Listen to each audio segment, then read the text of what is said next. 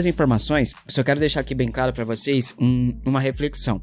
Sabe qual que é um dos maiores erros que a torcida do São Paulo está cometendo neste momento, já cometeu em outros anos também? O maior erro do torcedor são paulino, e eu vou colocar do torcedor são paulino, é acreditar que jogador de futebol se importa com a instituição. O maior erro do torcedor são paulino é achar que esses jogadores estão se importando, que jogam por amor à camisa. Gente, há quanto tempo isso já não é mais assim? Há quanto tempo os atletas não jogam mais por amor à camisa? Não é isso que move o jogador mais. Vocês não entenderam ainda isso? Os caras estão 3 meses sem receber salário. Ah, mas eles ganham muito, eles não têm que reclamar. Irmão, você não lembra do que o Vampeta falava lá atrás, quando ele jogava no Flamengo? Finge que paga que eu finge que eu jogo. Isso não é de hoje. Tem muitos torcedores batendo no alvo errado. Tem que cobrar os jogadores por melhor desempenho? Tem. Eles têm que entregar mais? Tem. Mas você acha mesmo que esses caras, eles jogam no São Paulo por amor à camisa? Só por amor à camisa? Pelo amor de Deus, né? Vocês são mais inteligentes que isso, mano. Pelo amor, cara. Então, foquem nos focos, nos alvos certos. E esqueçam, não se iludem achando que o jogador do São Paulo tá aqui porque ama o clube, não. Se não receber, não vai jogar. Vai fazer corpo mole. Aí você julga se é imoral, se é vagabundagem ou não. Mas querer que os caras se dediquem 100% com 3 meses de salário atrasado, pelo amor de Deus, né? Bom, São Paulo, falando em dinheiro, né? São Paulo já assegurou pelo menos 35 milhões de reais pelo Paulistão, né? Esse valor é pago aí é um valor mínimo pago para os 4 grandes do estado, Corinthians, São Paulo, Palmeiras e Santos. Em cada jogo em 2025, os clubes grandes ali, eles recebiam por jogo de renda 3 milhões e 600 mil reais. Já na temporada atual, subiu para 4 milhões e 300 mil reais por jogo, valor que representa ali um aumento de 17% por partida. Por isso esse valor de 35 milhões de reais pelos 8 jogos na primeira fase, né? A fase de liga. Mas no valor total houve uma queda em relação ao ano passado. Em 2025, os 4 grandes tinham ali garantidos pela participação 44 milhões de reais. Ou seja, houve uma redução de 9 milhões de reais nessa temporada na receita total. O All Sport tentou fazer uma matéria ali chapa branca, né, pintando como, nossa, olha como teve esse aumento maravilhoso, a federação fez 17% de aumento por partida, mas é uma matéria muito chapa branca e que só funciona para enganar trouxa, para quem é leigo, para quem não sabe um mínimo de matemática básica, né? No final teve uma redução por conta também da redução dos jogos, do novo formato do Campeonato Paulista, né? Vamos ver se vai ter uma compensação nos valores das premiações das próximas fases, mas que houve uma redução em relação à grana por participação, houve uma redução, não um aumento. Aumento por jogo? Tá, teve aumento por jogo, por quê? Porque teve menos jogos. Tem menos jogos, aumentaram ali por jogo, só que no total, ano passado recebeu 44, esse ano 35. Então, qual foi o aumento, ó? E a derrota na estreia aumenta ainda mais a pressão no São Paulo, né? Principalmente uma pressão pela queda de Júlio Casares, que já deixou bem claro que não vai renunciar. Todos os escândalos, a péssima fase do time desde o ano passado, atrasos de salários que vem já de muito tempo atrás, por isso que os jogadores ficam irritados e jogam menos do que podem, porque não é de hoje, né? Tudo isso complica a situação do presidente São Paulino, fora que atrapalha também na busca do São Paulo por reforços, em negociações de renovações de contrato e por aí vai. Sexta-feira agora terá a votação aí pelo impeachment de Júlio Casares. O presidente vem perdendo muito apoio, né?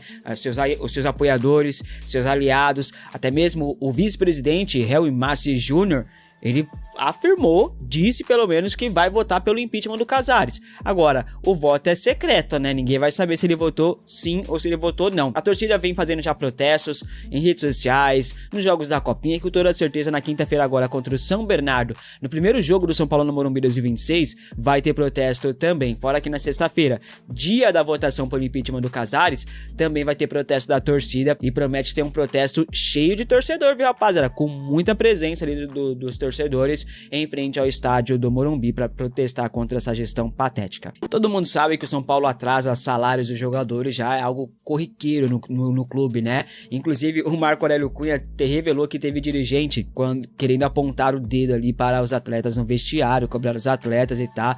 E a explicação do Marco Aurélio, ele é muito perfeita. Veja.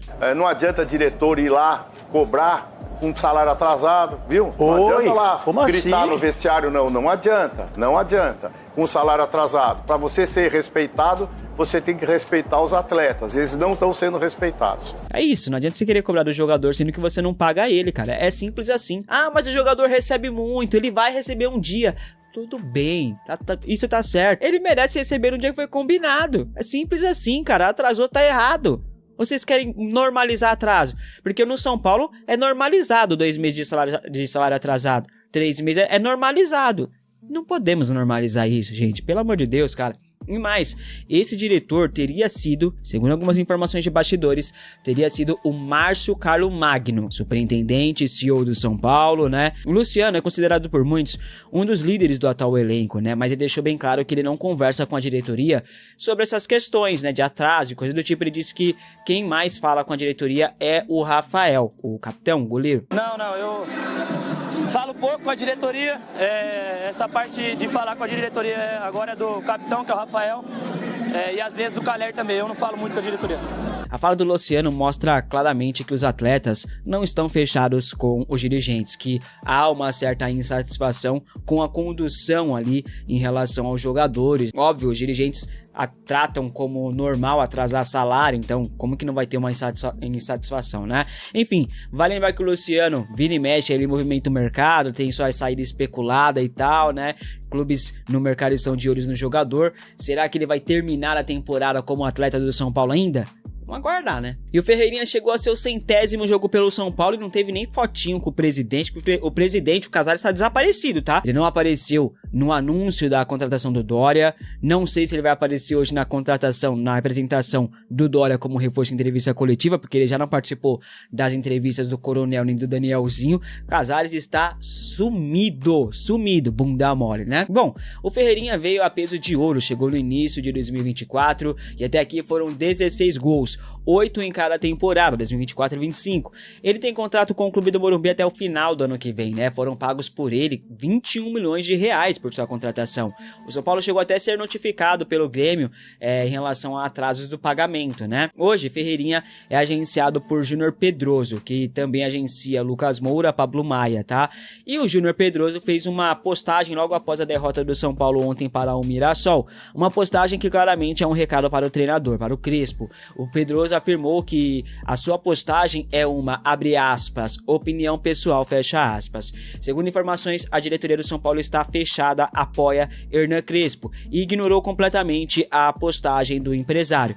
Coincidentemente ou não, as críticas de Júnior Pedroso acontecem após uma partida em que os seus 3 agenciados começaram um jogo no banco de reservas e um deles, o Pablo Maia, sequer entrou em campo, tá? O Crespo escalou mal? Beleza, você pode achar que escalou mal. Substituiu mal? Também pode achar que ele substituiu mal, tranquilo. Mas você acha mesmo que o Júnior Pedroso está preocupado com o Crespo escalando mal o São Paulo? Você acha que o empresário, que tem 3 atletas dele no São Paulo, está preocupado com o São Paulo mesmo? Pelo amor de Deus, né, gente? Bom, vamos ser inocentes não, cara. E a situação política do São Paulo, como eu falei anteriormente, atrapalha muito também no mercado, né? O São Paulo segue insistindo em Alan do Flamengo, mas neste momento as negociações estão travadas, inclusive hoje no canal principal eu vou falar mais sobre essa situação porque temos atualizações, tá? E importantes.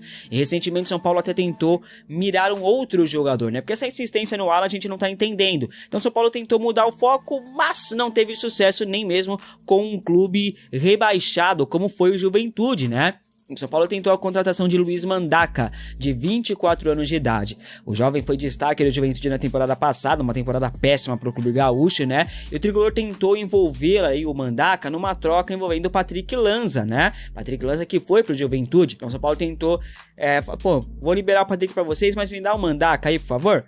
O Juventude vem em Mandaca, um jogador valorizado, e não quis liberar o atleta, né? No fim, o Juventude contratou o Patrick Lanza, o Ibali e o Jandrei. 3 jogadores a custo zero e o São Paulo ficou chupando o dedo, né? É um absurdo no que o Júlio Casares e sua turma transformaram o São Paulo. São Paulo negociou 3 jogadores com Juventude de graça e não conseguiu contratar um jogador deles que foram rebaixados para a Série B. Nem pro São Paulo negociar um acordo tipo, eu tô mandando 3 jogadores para vocês, mas me mandem o Mandaca. Nem pra fazer isso, essa gestão patética, burra, incompetente, pra dizer o mínimo, eles não conseguiram fazer isso. Eles não conseguiram costurar um acordo minimamente favorável ao São Paulo. Tentou o Mandaca, bom jogador, bom de bola, tá na mira do Corinthians agora também. Não conseguiu trazer o Mandaca, mas liberou pro mesmo Juventude 3 jogadores de graça. É inacreditável. Aí depois vem o Porto de Portugal, anuncia a renovação com o Moreira pelo empréstimo, né? E coloca que as condições impostas no contrato foram favoráveis ao Porto. Tudo que essa diretoria do São Paulo tá fazendo não favorece o São Paulo, favorece outros clubes. Eles estão acabando com o São Paulo, gente. Então, por isso que eu falo pra vocês, apoiem o Crespo, apoiem os jogadores e mirem nos dirigentes, nos conselheiros, porque são eles que estão afundando o São Paulo Futebol Clube, fazendo negociações péssimas, aprovando balanço estourado limite, estourando orçamento. Pô, do São Paulo que foi sobre a questão do impeachment do Casares, porque teve nos últimos dias toda aquela manobra do Outton Aires ali para beneficiar o Casares e dificultar, né, o impeachment dele, como a gente repercutiu aqui e tudo mais. E cara, quando aconteceu isso, eu vi aqui e comentei com vocês, ó, esse negócio vai pra justiça. Esse negócio vai pra justiça, a oposição vai levar isso pra justiça, não só levou, mas como obteve vitória, tá? Aí, porque conseguiram liminar, o que é uma baita de uma notícia aí. Tá aí, ó. A oposição conseguiu uma liminar na justiça. A votação do impeachment do presidente Júlio Casares, marcada para sexta-feira, será híbrida. Conselheiros que estão fora de São Paulo poderão votar no formato online. Isso aqui é uma das mudanças, né? Porque uma das coisas que o Outton Aires dificultou foi isso, ó, só vai ter voto presencial, porque tem muitas pessoas, né, cara, muitos conselheiros que estão viajando e que não vão conseguir votar aí porque é só presencial. E a oposição queria o voto híbrido, né, presencial e também online para quem está fora de São Paulo. Então, com essa liminar aí, quem está fora de São Paulo vai conseguir também votar online, o que é uma baita de uma notícia, né, uma excelente notícia aí. E agora, outro ponto também que é importante é em relação ao quórum, né, que é o número necessário aí de votos, né, para poder ser empichado o Casares. Isso aqui é um pouco complexo, tá? Mas vamos lá. Olha só. Além de liberar o voto online, que a gente repercutiu agora, o que a juíza Luciene Cristina Silva, responsável pela liminar, valeu Luciene, tamo junto, ela interpretou que o artigo 58 do Estatuto do São Paulo fala em quórum qualificado.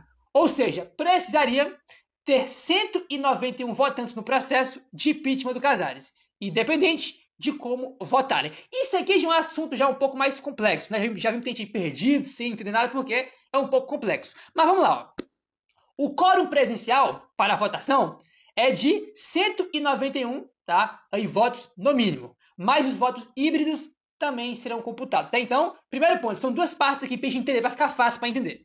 Tem que ter, no geral, tá? Somando tudo, 191 ou mais votos no total, tá? Resumindo, tem que ter 191 conselheiros votando ou mais, beleza? Essa parte deu para entender.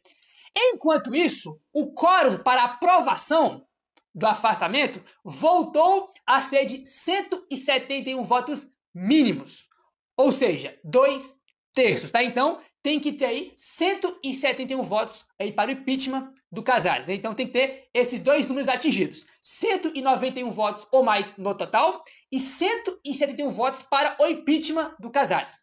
Tá? Então tem que ter esses dois números aí atingidos. Acho que deu para vocês entenderem. É um pouco complexo, mas tentei explicar aqui de uma maneira fácil para vocês entenderem aí. O gente ficou perdido, é 171, 191, é os dois, né? No caso, 191 ou mais votos no total, né? E dentro desse total, tem que ter 171 pelo menos, né, a favor do impeachment. Aí o Casares vai ser empichado, né? Além também, como a gente comentou, que agora vai poder também ter os votos online, né? Quem tá viajando, não tá em São Paulo, que não vai poder ir no dia, vai poder fazer sua votação aí online, né? O que é uma baita de uma notícia aí, excelente, muito bom mesmo.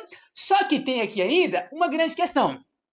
Qual é, Gabriel? O senhor Júlio Casares vai recorrer a essa liminar. Isso mesmo, né? Ele não larga o osso de jeito nenhum. É um negócio assim impressionante. Não larga o osso. É um negócio inacreditável. Um negócio simplesmente bizarro. Quem trouxe a informação foi aqui, né, o Valentim Furlan do UOL. Júlio Casares vai recorrer da liminar que alterou a reunião de votação do impeachment, passando de presencial para híbrida, né? Além da mudança também em relação ao quórum ali, né, de votos, né? Então tá aí, tivemos aí essa liminar, né, que a oposição conseguiu para fazer essas mudanças aí, mas o Casares vai recorrer para tentar mudar de novo, né? Isso aí, o cara não larga o osso de jeito nenhum, é um negócio inacreditável, né? Hoje é terça-feira, a votação é na sexta, né? Então tem alguns dias até a votação. Vamos aguardar para ver se a justiça não vai dar uma nova liminar aí, né? E mudar tudo de novo. Cara, isso aqui tudo é uma bagunça, né, rapaz? Tipo assim, pô, o impeachment, né? O cara não renuncia. Aí o presidente do conselho aí faz uma manobra para beneficiar o Casares. Aí a oposição vai para a justiça, consegue um eliminar. Aí depois o Casares quer ir para a justiça e para recorrer. Cara, é uma bagunça, né? Que negócio bizarro que a gente tá passando, né, mano? Isso tudo porque o cara não quis pedir a renúncia, que era o mais fácil a se fazer, né?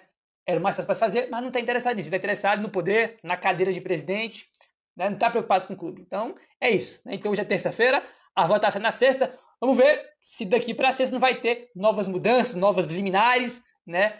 Recorrer aí para a justiça, como é o caso já fazer. É torcer agora, tá? Agora é torcer para a justiça aí não conceder uma nova liminar, né? Que o Casares aí não tenha sucesso, não tenha vitória aí agora que ele vai recorrer, né? Agora, falando agora sobre a questão do impeachment, né? Sobre essas mudanças aí. Agora o negócio fica diferente.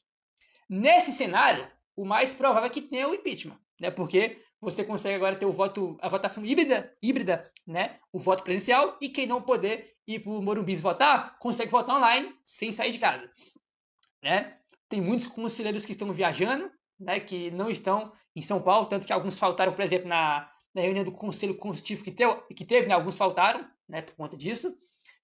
Então, você vai ter o voto híbrido, né, aí, né, que é poder fazer a votação online, além de presencial, e também, né, diminuindo aí, né, o número do quórum para aprovação, né, que no caso precisa de 131 votos para o impeachment do Casares, além de 191 no total, né? Então, a tendência agora é mais provável para o impeachment, o que é uma ótima notícia, né? Então, tudo isso aí facilita ainda mais o impeachment, né, o que é o que a gente quer.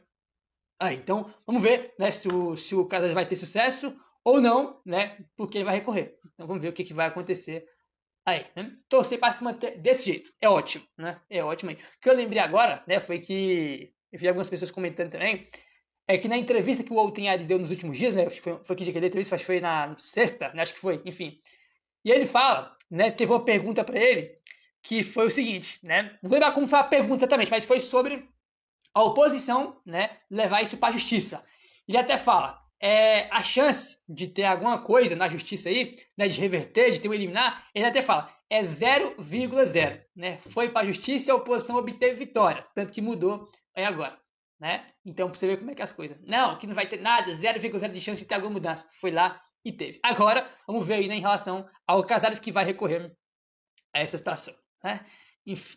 Bom, vamos seguindo aqui, minha rapaziada. E o negócio é o seguinte, como todo mundo sabe, o São Paulo está interessado aí na contratação do Kevin Zenon, né, que é o jogador aí do Boca Juniors, e segundo o Germán Garcia Grova, o São Paulo iniciou as conversas para contratar o Kevin Zenon do Boca. Em um empréstimo com opção de compra está tomando forma. Tá? Então foi o que trouxe aí o Germán Garcia Grova, né, o São Paulo aí, que é um empréstimo com opção de compra, e o negócio está tomando forma, né? Vamos ver se esse negócio vai para frente aí ou não. Pelas informações que tem, é uma negociação difícil, porque, primeiro que é o seguinte, negociar com o Boca já é difícil. O Boca não empresta jogador de graça, então, se quiser o jogador por empréstimo, vai ter que pagar pro Boca liberar o jogador, coisa também que não é muito comum do São Paulo. São Paulo não tá pagando nenhum jogador, né? Nem por empréstimo e nem para comprar o direito do jogador, né? O jogador tem mercado na Europa, tem proposta de times da Europa por ele, né, o que também dificulta aí o negócio, porque tem uma concorrência, né, um time que saiu a informação que tinha interesse nele era o Alavés da Espanha, né, então um jogador que tem concorrência da Europa, né, o Jet traga aqui que ele é um jogador que o Crespo pediu, né, o Crespo quer contar com ele, um jogador jovem, versátil, aí o meia, né, uma posição que a gente precisa, pode jogar em outras funções, também um jogador bastante versátil, aí pode jogar, né, em mais de uma posição, e isso agrada bastante aí o técnico ainda cresce, né? Então, segundo o Germán Garcia Grova, o negócio está tomando forma, né? Assim, me parece que esse é um negócio difícil de acontecer. Pelo que eu tô vendo, me parece que é um negócio difícil de acontecer, mas vamos aguardar Aí, vamos aguardar aí. Tem a questão do impeachment também, né? Algumas negociações do São Paulo paralisaram por causa disso, né? Em questão do Rodriguinho, do Bragantino, o Alan no Flamengo, então, já comentamos muito sobre isso, né? Que tá congelado aí até o impeachment. Então, é complicado falar de mercado porque com toda essa bagunça e essa situação acontecendo, cara, tipo assim, nada funciona, mano. Tipo, tudo tá pausado aí, tá congelado, travado, né? Porque a gente não sabe quem vai ser o presidente depois do dia 16, né? Então, tudo muda, né, cara? Então, tudo muda aí. Então, vamos ver se esse negócio vai aí pra frente ou não. Acho difícil, mas vamos aguardar aí. Acho que seria uma aposta interessante, né? Um jogador que tem suas oscilações, perder espaço no banco, mas um jogador jovem que tem potencial, talento, né? Então, vamos ver aí se vai pra frente ou não. Vamos ficar no aguardo, tá? A defesa do Casares, ela justificou o movimento de R$1,5 milhão em dinheiro na conta dele, né, que tinha uma conta ligada a ele e a Mara Casares, que a gente trouxe detalhes ali, mais de 100 boletos pagos em nome da Mara. A defesa do Júlio disse que o Júlio, cara, ganhava dinheiro em espécie, ganhava dinheiro físico, então, em espécie, obviamente, de outros empregos. Ele foi executivo na SBT e na Record, né? Então, que ele ganhava em outros empregos e que, cara, ele guardava esse dinheiro em casa. Esse é o argumento da defesa, né? Ele guardava esse dinheiro em casa e aí ele foi colocando na conta para movimentar a sua conta, tudo mais. Foi essa justificativa que foi usada. Vocês podem ver aí, então, isso no Fantástico, né? Mas ele disse, então, ao cara Fantástico, advogado dele, que os depósitos em espécie, eles são dinheiro dele próprio, né? Então, dinheiro que ele guardava em casa e que ele depositou na conta nada do São Paulo. E aí eu me permito fazer duas perguntas, Nick, que acho que são viáveis e é um pouco da nossa enquete também. Quem, em sã consciência, guarda R$1,5 milhão em casa, no colchão? Alguém tem que dar uma consultoria financeira, né, para o nosso amigo Júlio Casares aí, porque esse dinheiro poderia estar rendendo uma boa nota para ele, né? Ele ganha R$20 mil, né? 20 e pouco mil aí como, cara, no cargo que ele exerce, presidente do São Paulo, ele poderia estar ganhando mais, hein? Fica essa dica aí com esse dinheiro em espécie. E aí tem duas perguntas em cima disso também. Na reportagem do UOL, que é o que foi, né, dito pelo relatório do COAF, tem um dia que ele depositou um pouco menos ali do valor limite para que o COAF notifique o banco automaticamente de movimento suspeito, que é o valor em R$50 mil. Ele depositou R$49.500 em espécie. Esse dinheiro, ele afirma que ele é legal, que não tem nenhuma ilicitude. Então, por que ele fez um valor justamente abaixo dessa linha do COAF? E aí eu tenho uma segunda pergunta. Tem também nesse relatório o fato de que ele foi depositado no banco 12 vezes em um mesmo dia. Eu não vou no banco 12 vezes no dia, Nick. Acho que uma tá o bastante, né? Às vezes tá a pé e o dinheiro físico não dá, né? Mas, pô, tá de carro ali, coloca no banco de trás e vai pro banco. Eu pelo menos, assim, penso dessa forma, né? E aí tem essa enquete pra galera votar, que é: você com R$1,5 milhão na conta, o que você faria? E aí o chat ali, 23% dos amigos, que estão sacaneando certamente, falaram que deixariam no colchão, né? Então, fica aí como uma consultoria jurídica também. Esse argumento me deixou extremamente pensativo, Nick, em relação a esse movimento. Aí ele tem que também comprovar, porque pode implicar, você guardar dinheiro no colchão, pode implicar como renda não declarada, talvez, ele está pagando imposto em cima desse valor, pode implicar em uma outra situação. Ficaria menos grave para ele, talvez, caso fosse essa situação mesmo, né? Ele ganhou esse dinheiro do SBT, da Record, ele foi guardando em casa, e aí um belo dia ele falou, pô, tô precisando colocar dinheiro na conta aqui, vou no banco e vou colocar hoje R$5 mil, aí amanhã eu tô mais de boa na parte da tarde, eu vou colocar 2, aí na quarta-feira eu vou colocar 3, e na quinta eu vou colocar 2 de novo, aí um dia eu vou colocar 40, no outro eu vou colocar 1, aí eu volto para casa, pego mais 1.000, coloco 1.000, aí volto para casa, coloco mais 1.000, e faço isso 12 vezes no dia. Isso pode ter acontecido. É o que a defesa dele alega. Agora, eu acho, não sei, eu tenho alguns pensamentos em relação a isso, queria a sua opinião. Cara, acho que você já resumiu perfeitamente, assim, obviamente que não dava para esperar que o advogado de defesa fosse chegar lá e falar alguma coisa muito diferente disso, ele vai defender mesmo e tentar criar uma tese. Agora, é muito fantasioso, exatamente isso que você falou, cara. Primeiro que, assim, vamos pegar da origem da tese, né, o Casares ganhou isso como publicitário ou funcionário de outras emissoras, de outras empresas.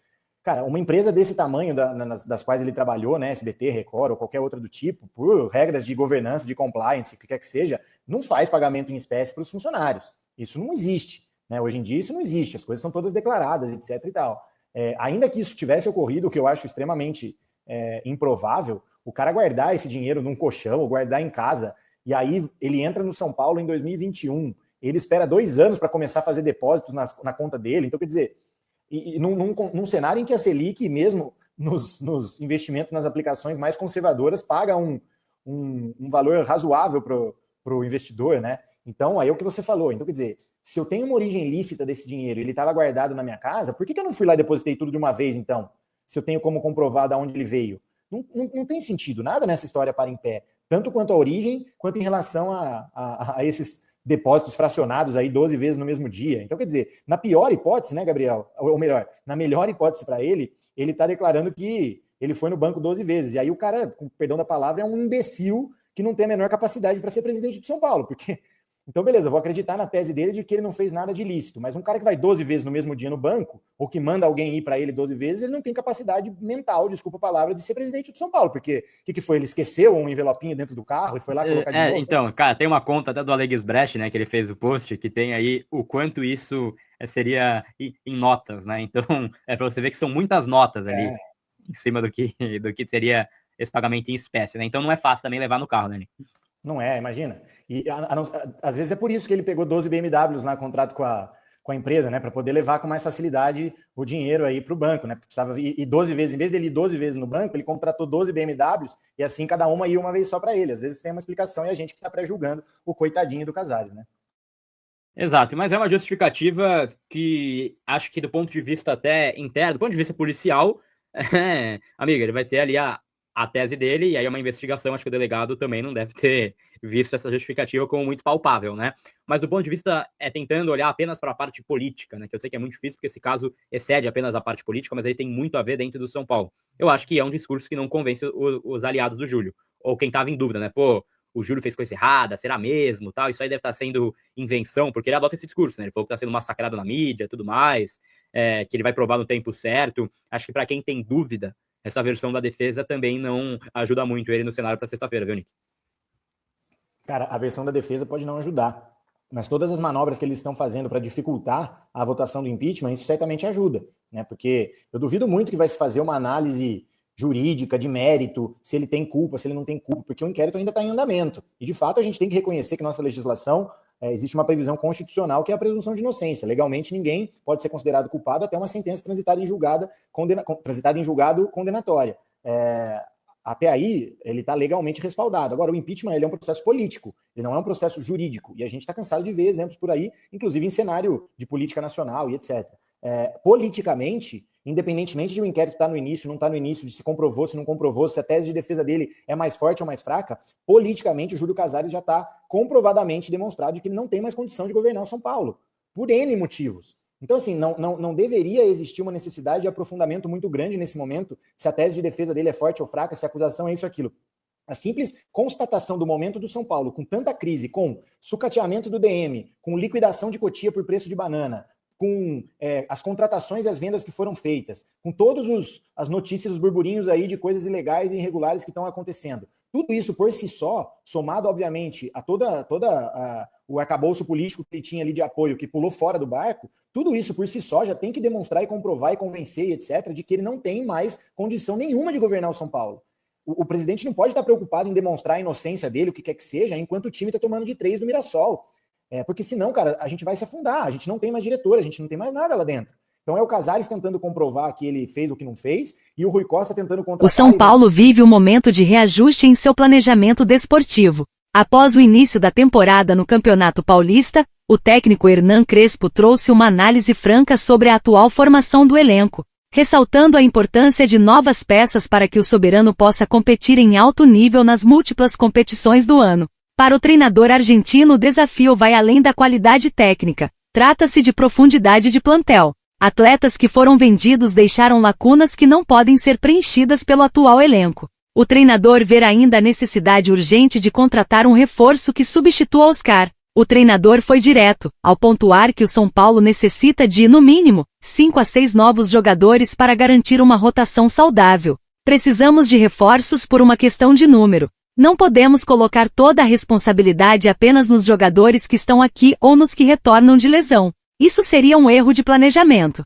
Para uma temporada longa, o coletivo precisa ser robusto, explicou o treinador. A diretoria do São Paulo esfriou as conversas que vinha tendo com o Flamengo sobre a possibilidade de contratar o volante Alan por empréstimo. Assim, com conversas brecadas entre o executivo de futebol Rui Costa e o português José Botto do Flamengo, o clube paulista olha novas alternativas no mercado que tenham um perfil parecido.